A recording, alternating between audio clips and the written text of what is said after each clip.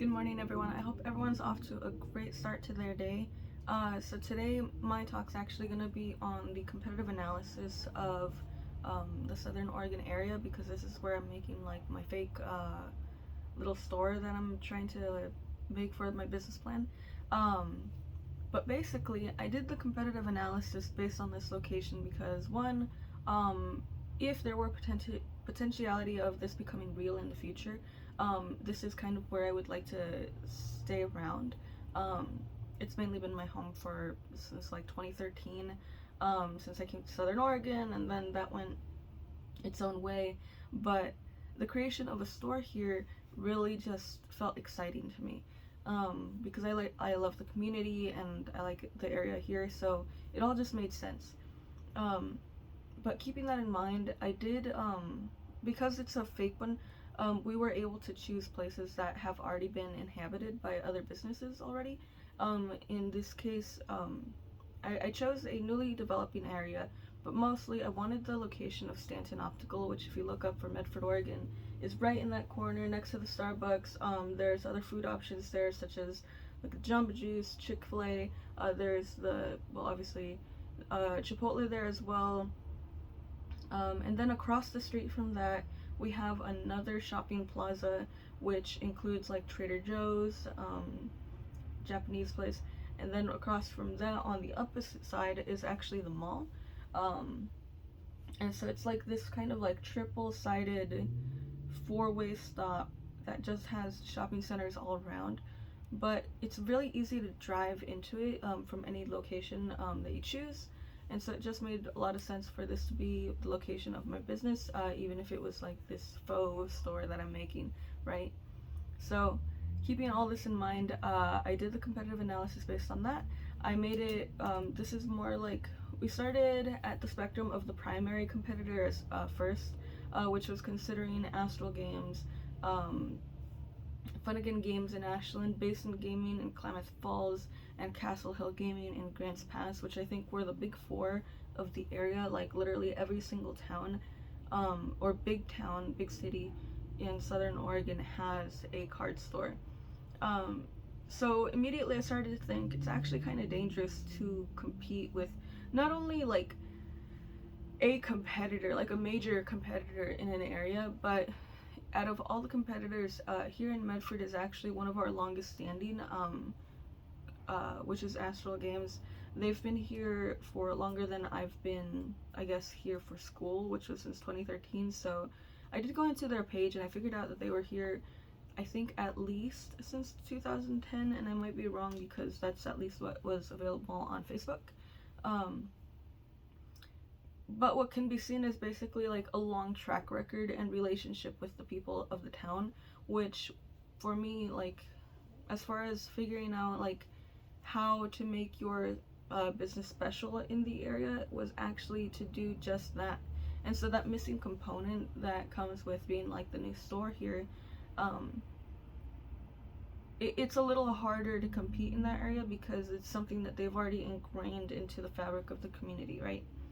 So I kept that in mind. So these were my primary competitors, and then we had to define our secondary competitors, which our secondary competitors, for the purposes of this assignment at least, were people who, or businesses who tangentially touch into the base of your market, even like if they're not particularly able to provide what you want. Because so what I'm wanting to provide for this particular business is I want play space, right? Because I want people to be able to play Pokemon, to play Magic, to play whatever it is that they want to be playing, right? Okay, so cool. Kept that in mind. And then after that,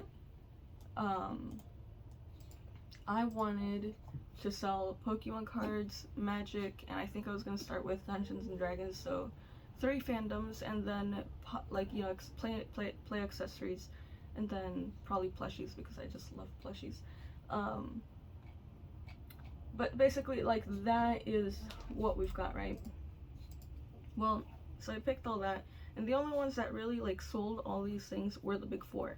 And so after keeping that in mind, the secondary market then included big box retailers, like, at the very tippy top. So that means your Target, your Bimart, your Walmart, GameStop, all those, places where you can get Pokemon stuff. However limited, because, Walmart could sell a variety of items where they have the Elite Trainer boxes and the triple packs and whatnot. While GameStop might only have like the check lane blisters and the 3 packs and build-in battles for sure, maybe build-in battle stadiums. But everything's limited, and then not just is it limited, but it's also limited to like the latest sets, because normally at a big box store, inventory will have inventory will turn over, and that's a business term, but inventory will sell in a specific time frame or time frame estimate, which means that you're not going to go into GameStop. I mean, maybe if you're super lucky, but you're not going to go into GameStop and find something from Black and White. You're not going to go into GameStop and find something from XY. You're not going to go to GameStop and find something from even Sun and Moon, really. Maybe you might find some Brilliant Stars, some Astral Radiance, some Silver Tempest, but it's smaller and smaller chances every day, because they are a big box retailer and normally they will sell out of this inventory pretty quick. So with this in mind, that was that layer of secondary competitors. Additionally to that was actually the local stores that also sold Pokemon cards but weren't necessarily a play store. And so this included, in my area, Iguana Games. It included More Fun. It included like the Retro Wormhole. So the thing about these stores is, so Iguana Games is a store in Grants Pass. Amazing store. Like, I've gone there like at least, I don't know, at least 20 times since I've lived here. But their store is huge, right? But it's filled with all of these shelves, because they do board games, they do minifigures, they do comics, they do action figures, and the ceramic sculptures of the fandom people. They do sports, they do Pokemon, they do Magic, they do, I think, Yu-Gi-Oh! They do random cups for some reason, magnets, like they do anything and everything under the sun for a fandom. They have it, most likely. And it's weird, because you could even mention like a random game and they'll be like, yes, and this over here, let me take you. And all of a sudden you're leaving with like, I don't know, 10 board games. I got like five Pokemon items randomly, and then accessories, and then randomly too, like one time during an adventure, after I made a large purchase and everything, they end up going into the bottom of their front desk, and then they're like, by the way, here's a Pokemon Pop 9 pack. And I was like, these things are ancient, and like, granted, it didn't have that much value. I think it was only like $20 at the time, but $20, just like, here you go. We still have a whole bunch left over from long ago when we used to have a Pokemon League. So I know they had a Pokemon League or something related to a Pokemon League not even that long ago, because that was like in 2014. So point remains, this store is out there, but they don't do Pokemon play. They don't necessarily focus on Pokemon or card games as a whole. They're wrap everything under the sun in one location. So that was a secondary competitor to me. More Fun is more of a graphic novel, comic book store. They do sell Pokemon and Magic, like at the very front. No play space, no food. It's a small shop on top of another shop in Ashland, and you see a lot of that because of the architecture there. And it's a nice town, like, don't get me wrong, it's actually where Fun Again Games is, but they just don't meet the same criteria that would make them a primary competitor. And then lastly, there's Retro Wormhole, where literally they sell anything retro, like toys and games, and again, they do sell Pokemon cards, not current, not even in sealed format necessarily, but they do sell like classic WotC era type Pokemon cards. I don't know if they do graded. I think they did graded. like, just random PSA cards that they have. But yeah, so that was a secondary competitor that I had to take into consideration. And among them, I had to do like a strength assessment, right? And I had to make sure to consider anything that I thought was most important, because you have to list off your priority items when you're making a store, or at least for the cases of this like faux business plan type thing. And so I chose to focus on like the gaming space, my people, because we do have to hire 2 hypothetical people, right? Customer service, because, well, to me, my primary experience in customer service has been, I've worked the job at Wendy's, I've worked the job at Big Lots, and I've worked them for years. But past that, I did get to be a Pokemon professor, and that meant organizing the tournaments, that meant getting to know the community, and not just that, but growing it, because, you wanted to have a bigger league, because, 1, you want more people to play with. That's like base thing involved. 2, each one of these people technically has like a story and or a family that they do want to get involved, but they're like, well, I don't know, because what if there aren't that many people to play with, and then so you need to make sure that your community is open, which means like sharing that part of you that then encourages people to want to be the same, because people follow whatever like the vibe is in a place, and that means you have to provide a place that makes them feel happy, that makes them want to come back, because it's just fun. And so my job, second most important thing, is customer service, because I believe that making sure you have that great vibe and you have that open environment for people to have fun and come and just do the dumb and trade cards and do all that, I think that's the most important thing. So that was the second one. Easy to park and find, because a location needs to be easy to find, and I thought that location right there where the Stanton Optical was, like, 1, super obvious, because it's like right there in the corner, then you just go straight into the block and then you turn into the shopping center, or really from any direction, because that's how open this area is. And then variation of brands, I put in 4th. This is somewhere where my store was gonna end up lacking, because in the beginning of a store, or maybe I'm just looking at it too narrowly, and so maybe I'll have to think about it in a broader sense as maybe this idea develops into something. But I was thinking of Pokemon as just like, you have Pokemon, right? And then you have Magic, because Magic is, this billion-dollar card industry now, as has been released in the earnings report that just released by Hasbro. So you have that. You have these 2 things. And then I like D&D, or at least I have experience in D&D, which means that I can offer people a more personalized experience, rather than just being like, oh, your game? Yeah, we sell it. It's like, oh, do you know what would be best for, a kid who's just starting? Like, no! Ha ha ha.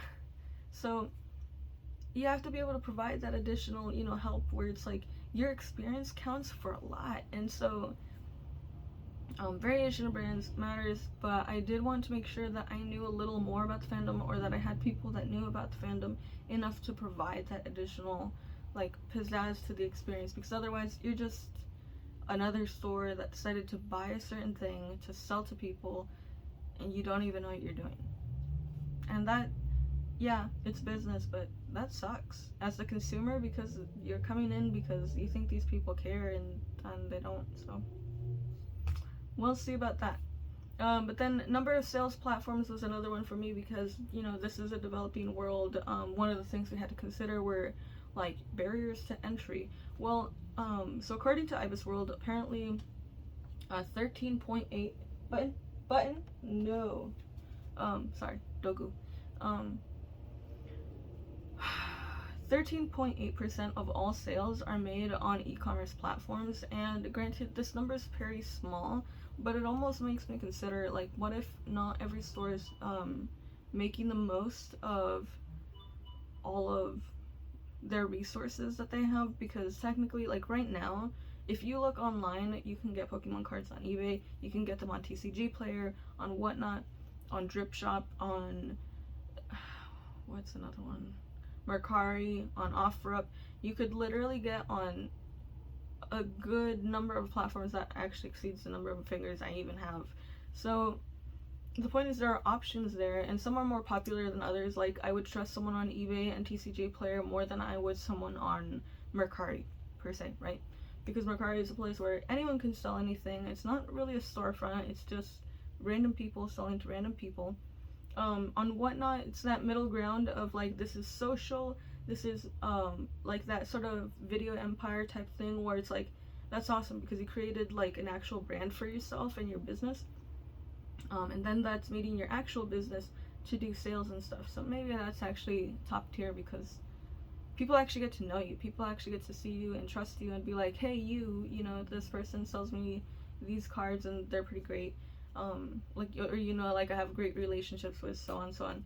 So for me, sales platforms are actually very important. I don't want to be able to handle a business without considering at least 2-3 platforms, and that's not even including my own website. So that after that, I thought the variation of sealed products and accessories, because I think that comes a little lower on the list. You know, I only put a 10% value on this as far as importance, you know, if we're going out of 100%.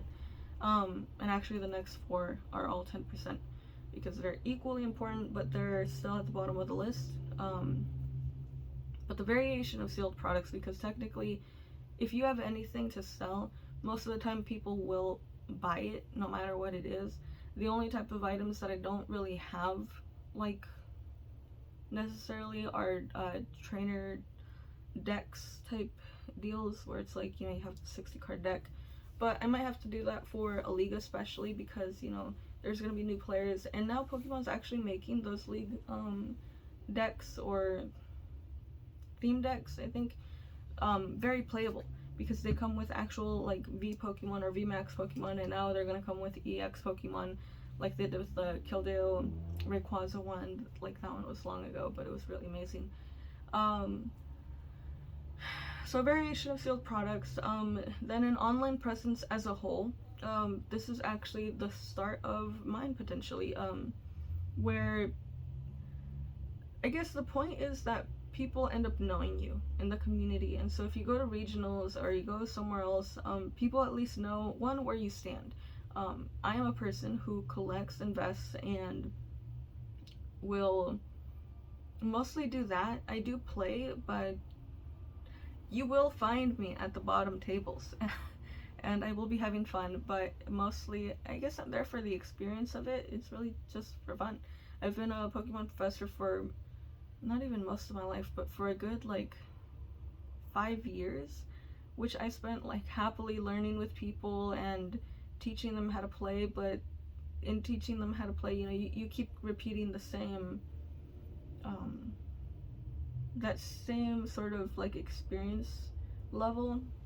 Like, say I got stuck at like level 3 when my players just kept learning, and then they kept growing and they kept doing their thing, and I loved that because overall they kept teaching each other, you know, because as long as I was able to help someone else, then they were more willing to jump in and help another person.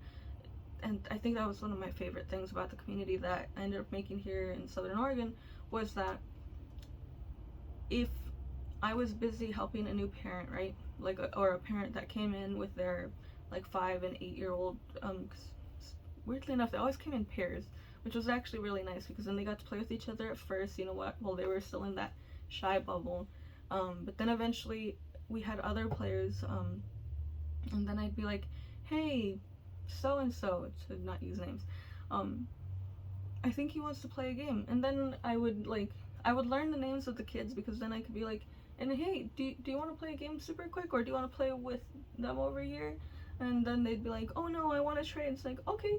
And they'd be like, hey guys, does anyone want to trade? And then it's like at least 2 or 3 people would pipe in and be like, oh yeah, I'm looking for cards.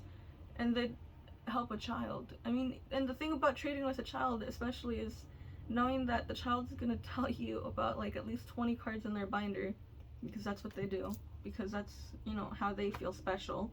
And then maybe they'll get to the trade cards, and then most likely, this is another part, most likely they're not going to have a card that you want, but the fact is that my players were willing to entertain them.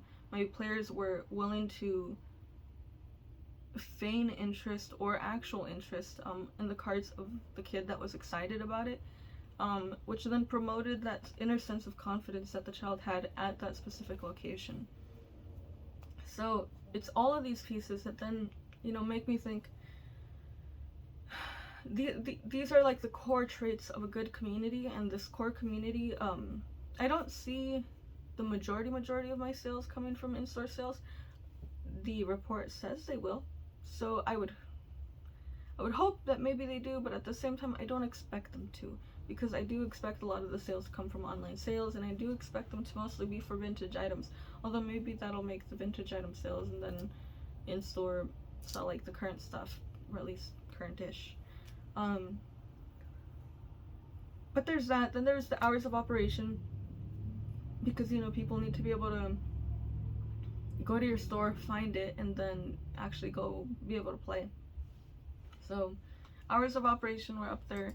And then lastly, and I know that maybe I shouldn't have put it last, but pricing, because the thing about Pokemon cards is that, one, they are a luxury item. Like, we don't need them to survive. Do we want them? Of course we do, because they're Pokemon cards, and I want to have all the PSAs, even if they are a PSA 6 Charmeleon Shadowless.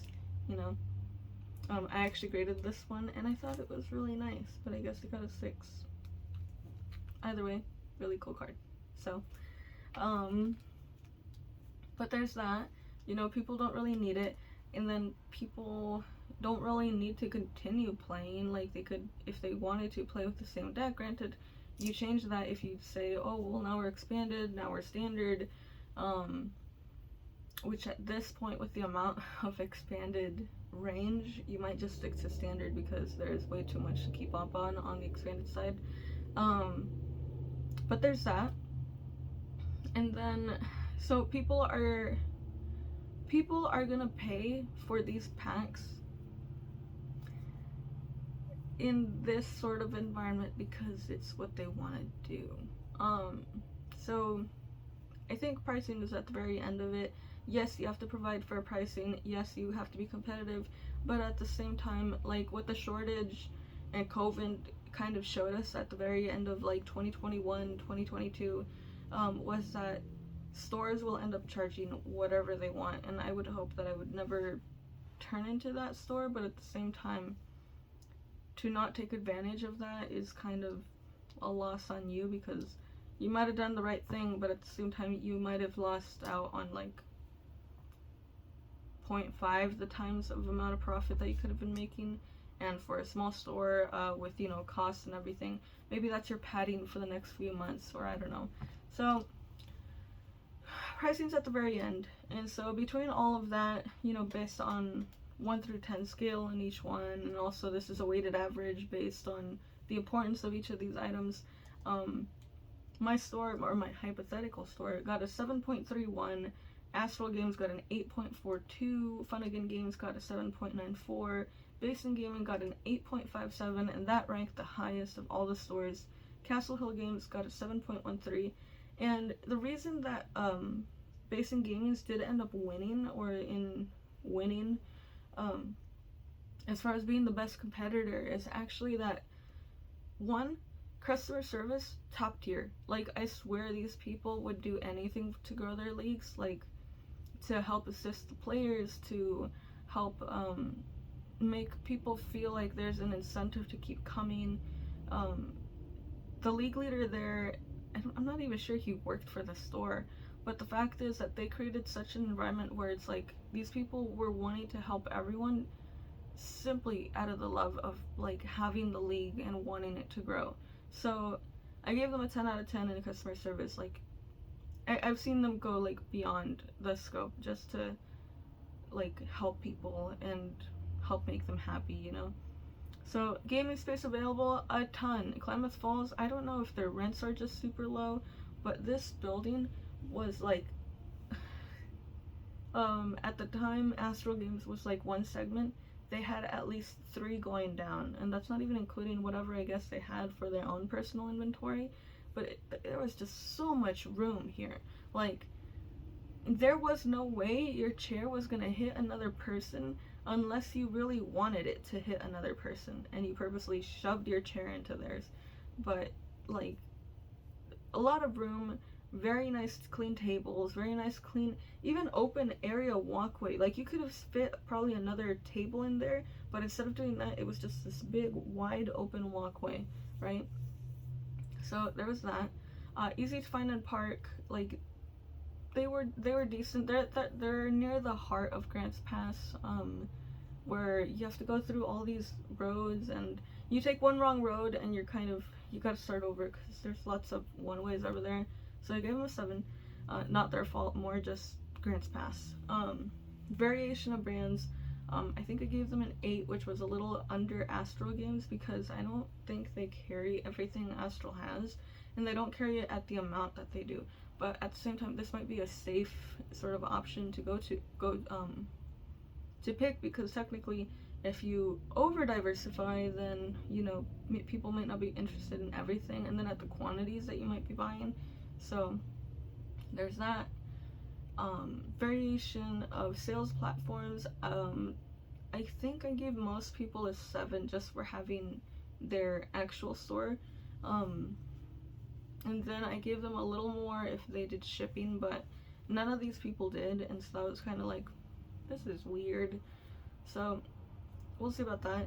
Variation of sealed products and accessories. I give them a 9. They do singles. They do literally every single item that might be available in a pre-order for a specific set. So they'll do, like yesterday we went over them, like booster boxes, elite trainer boxes, 3 packs, the bundles if there are any, sealed booster packs, build and battle stadiums, the mini binders, theme decks, like anything and everything under the sun, this store will have it. So I gave them a 9 though, just because it's like, I feel like there has to be more. And I don't know what more is necessarily, but there must be more. So I give them a 9, or I think I stuck to 9 as like the highest maybe in that. But hours of operation, 9, because technically these people are open since like 11 to 7 every single day. Like every single day. Some of these other stores, so like Astral Games is open for long hours, but like 4 days a week, right? So I gave them an 8, because they were still doing the due. And then I gave mine a 7 just because I might not be able to stay open as long, while I'm figuring it out, what days are best, whether or not I can dedicate the entirety of the week to this place. And then pricing, I gave them an 8 because technically, so this was in like 2019, 2020, it was before COVID, and I helped make a league there because one of their players came to me and they were like, hey, so we don't really know about the league process, but we have a store in Klamath Falls, and we know that you have a league here. Do you know who we can talk to start a league? And then I was like, yeah, I could put in for your application today. And I did it. They got approved. And then the league just started there. Cool beans.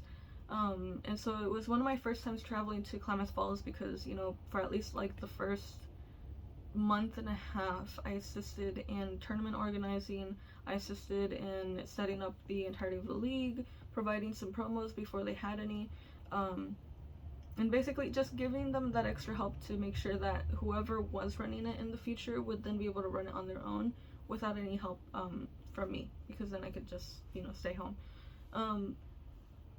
But the Klamath Fall leagues, what I didn't know was the packs were so cheap over there. Like, here at Astral, it started to become like you can get like, what was it, 4 packs for $15 now, which I guess technically isn't that much, but it had before been like 4 for $12, so it was like $3 a pack. So now it was like 15 divided by 4, $3.75, or is it, I don't know, it doesn't say online, but the point is that the pack started to go up, and over there we ended up getting the same deal that we used to get long ago, which was the 4 for $12. And so the league people that I did end up bringing over there who were willing to make the drive would like buy all of this Pokemon stuff over there because it was a lot cheaper. And then booster boxes were like $110 instead of the $125 or $140 that they sold them here at. Like, everything about this store, the environment, like how big it was, the cleanliness, the people, if it weren't, and this is where like that key component is, if it weren't a whole hour drive away, I think that would have been the actual main Pokemon store that people would go to, because it's just, it was too good. It was a lot of space, it was clean, it had the people, the pricing, like, why wouldn't you go to that place over the other one, you know? But yeah, so that was that part of the competitive analysis. Then there was a lot of talk about barriers to entry, which barriers to entry is actually something that I guess most regular businesses might consider when thinking about this type of stuff, because barriers to entry are those like the amount of competition that are in the area, the chance that someone else might be able to pop up for the same thing. And the thing is, for a card store, you would think that mostly anyone could come in. The only thing stopping them might be the amount of experience that they have in the game or in the hobby as a whole. Funds are an incredibly huge one. Like, I can't start a store right now basically because I don't have the money to like start an actual store, open up a lease, and do all of that type of stuff. Do I have the inventory? Sure, I might have the inventory for the first month, and I don't have anything right now technically to renew that and then put that into the next month or the one after that or the one after that. So after that, it's also like being able to settle yourself as an LLC. That means doing all the paperwork, setting that all up, and then getting a partnership with a actual distributor, which most of them won't even consider you unless you have the brick and mortar location to begin with. So with that in mind, like, I have a beta distributor relationship right now where it's kind of like I could buy Pokemon stuff and I can buy them like First Flash. I got the Scarlet and Violet like booster boxes and Elite Trainer boxes within my budget, but you know, I had put like originally more things on there because, you know, pretending if I were to get 2 cases of everything ended up racking up, I think, almost like 3.5 thousand, and that's just 2 cases. And granted, like, these were discounted rates, this was everything that was good for me and everything, but that means that whatever I order to begin with has to be it, because if I'm not able to provide Pokemon, say 2 months later, you know, when they don't even have a First Flash for the set after that, then I'm gonna be kind of not in the best spot as a seller. So these are things to consider. Another barrier to entry is technically that the government actually doesn't provide any economic like help with this type of business. Apparently the government will help, like, say if you're like in farmland industry or if you're doing something like food related, but this was a section, you know, toys, games, hobbies, where they didn't really help. So technology changes, there aren't really any barriers to entry there unless you don't know how to use your sales platforms and you're not willing to grow with them and you don't do all that. So that was about it. That was the entirety of the competition analysis within the area. And so given all that, it did encourage me to a point to think, you know what, maybe this is possible. If I can compete, if I can at least provide a special or a unique experience, or maybe by providing that additional space, so maybe I prioritize that within the store over the inventory sitting on the shelves, but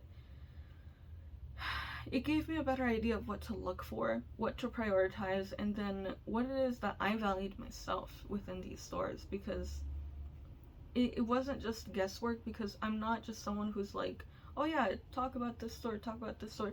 I never actually went to this store. I've gone to every one of these stores. I've made relationships with most owners within the area just because, well, it's fun.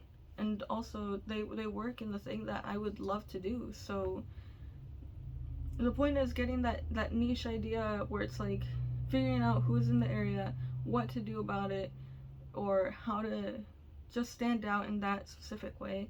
It was really important. So that's all I've got for you guys today. I hope you guys have a beautiful day and enjoy the sunshine, or at least it's sunny here after like a snowy day, winter advisory, heavy winds. But have a great one, guys. Take care. Bye bye.